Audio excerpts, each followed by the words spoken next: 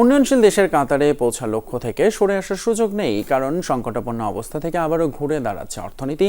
এমনটাই মনে করেন প্রধান উপদেষ্টা বিশেষ সহকারী ডক্টর আনিসুজ্জামান চৌধুরী। বলেন, এলডিসি উত্তরণে নেপাল এবং লাওস থেকে ভালো অবস্থানে আছে বাংলাদেশ। প্রধান উপদেষ্টা প্রেস সচিব মনে করেন, ঝুঁকি না নিলে ভালো কিছু অর্জন সম্ভব নয়। তবে ব্যবসায়ীদের দাবি, প্রস্তুতির জন্য অন্তত 6 বছর সময় দরকার। পূর্ব ঘোষণা অনুযায়ী আগামী বছরের নভেম্বর মাসে উন্নয়নশীল দেশের কাতারে পৌঁছাতে চায় বাংলাদেশ। তবে উত্তরণের সময় নিয়ে আছে পক্ষে বিপক্ষে নানা মত।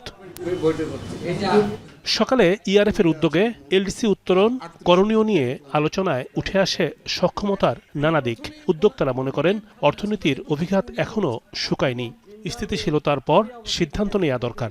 গত 30 বছরে এলডিসি গ্রাজুয়েশনে গিয়েছে 8টা দেশ। তো তাদের কি বাংলাদেশের যে রপ্তানি আর ওদের কি রপ্তানি, এইটাই যদি আমরা বিচারে নেই, তো তাদের হারাবার কিছু নাই। আমাদের হারাবার একটা বড় অঙ্কের রপ্তানির ফিগার কিন্তু আমাদের আছে।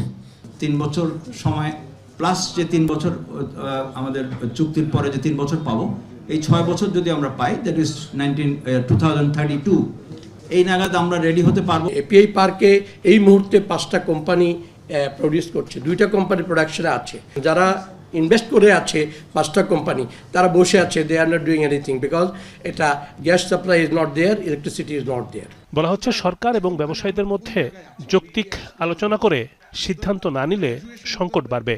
সরকার এবং প্রাইভেট সেক্টরের সেই অংশটা যারা who are at the forefront of the impact, তাদের দুই পক্ষকে খোলা মনে আলোচনা করতে হবে। এলডিসি উত্তরণে নেপাল এবং লাওস থেকে ভালো অবস্থানে আছে বাংলাদেশ। আইসিইউ থেকে ধীরে ধীরে উন্নতির দিকে অর্থনীতির সূচক। তাহলে কোন যুক্তিতে শেষ সময়ে পিছিয়ে আসা সম্ভব? 26-এ আমি কি ক্রুজ সাইডে যাইতে পারবো কি পারবো না, এটাই হচ্ছে আমাদের মেন আলোচ্য বিষয়। আমাকে ফিরে আসার কোনো স্কোপ নেই।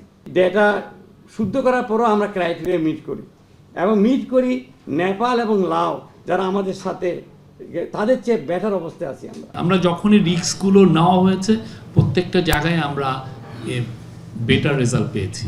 আর যে সমস্ত জায়গায় রিস্ক নেওয়া হয় নাই বা আমরা ডিলে করেছি, আমাদের ইয়েতে বা গভর্নমেন্টের তরফ থেকে এনফোর্সমেন্টটা দুর্বল ছিল রিস্ক টেকিংয়ের ক্ষেত্রে, সেই সমস্ত জায়গায় ডিজাস্টার হয়েছে।